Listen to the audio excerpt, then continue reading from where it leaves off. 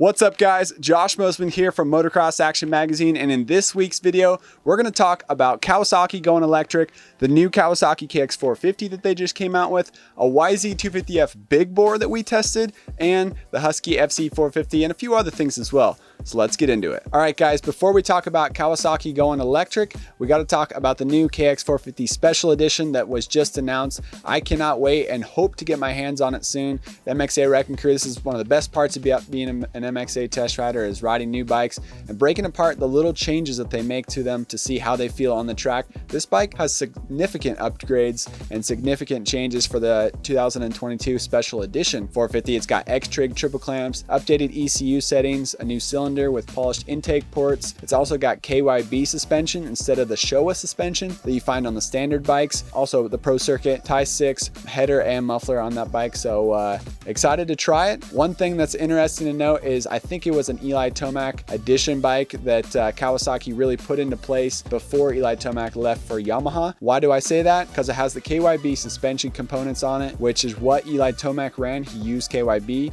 when he was with Kawasaki, while the stock KX450s run Showa. Adam Cincerillo runs Showa. Now Jason Anderson, he's running Showa. So it's kind of funny to see that, but also still cool, and it's going to be fun to try. It'll be different suspension settings and it'll have a different feel on the track. So I'm looking forward to riding that hopefully soon. All right guys, diving into the title and headline of this video, Kawasaki going all electric motorcycles by 2035. How did we figure that out? Well, it was a little bit of a rabbit trail. It started out when Kawasaki released their KX450 Special Edition, and we saw on their website that they had a new logo. Turns out this logo wasn't new, it's actually ancient. This logo was first used back on the Ninja H2 and H2R bikes in 2014. Really, it was originally used back in the 1870s on the first Kawasaki pieces that were made by Kawasaki, which were actually ships. So Kawasaki started out a long time ago, and Kawasaki Heavy Industries, or KHI as you might be more acquainted with, they make a lot more than just motorcycles, let me tell you.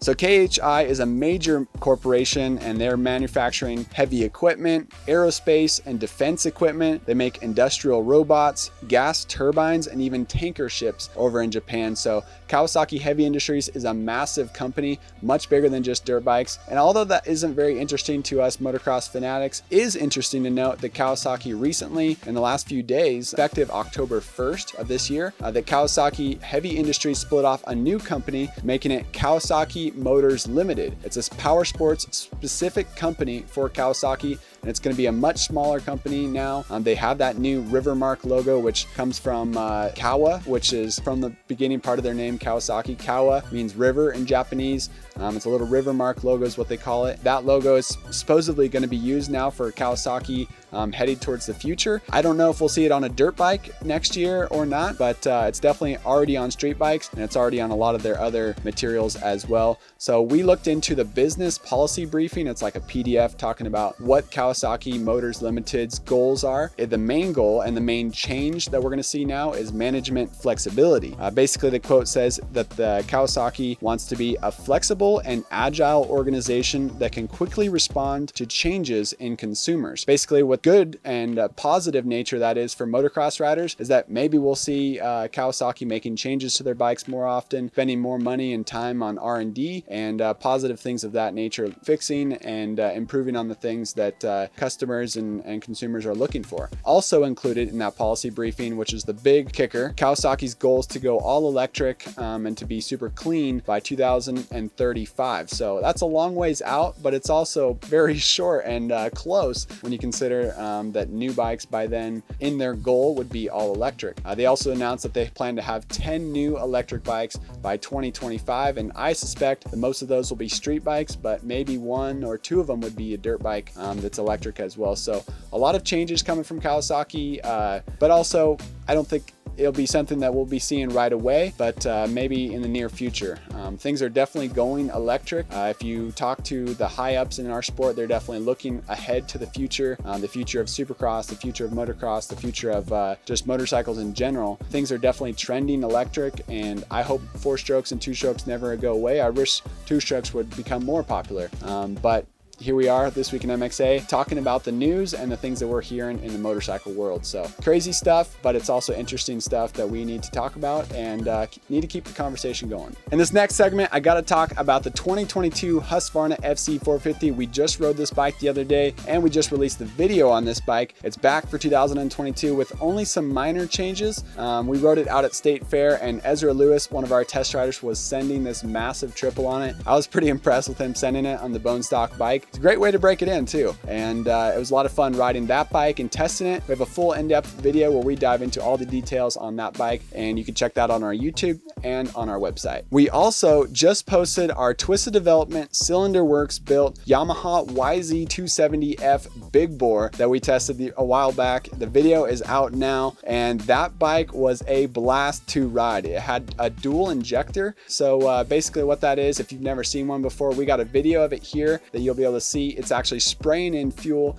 through right underneath where the air filter sits on the YZ250F. And this dual injector actually works a lot better for improving high RPM power. So we talk all about that bike and all the details on it in our latest video. You can check that out on our YouTube and website. And I had a blast on that. If you watch that video, you can tell that I felt super comfortable on that YZ270 big bore.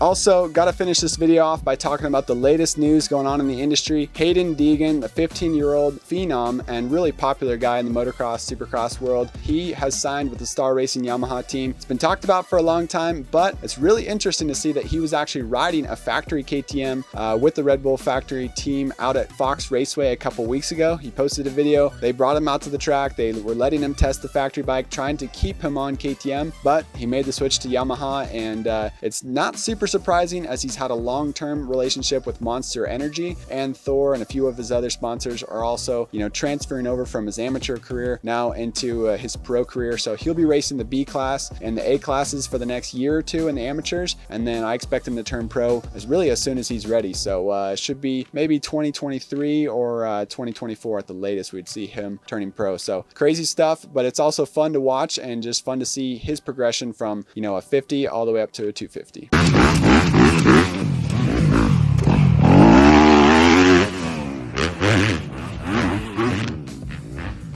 All right, guys, well, that's it for this week in MXA episode 42. If you want to know more about the KX450 Special Edition, we have an article on our website talking all about it, explaining all the details on it.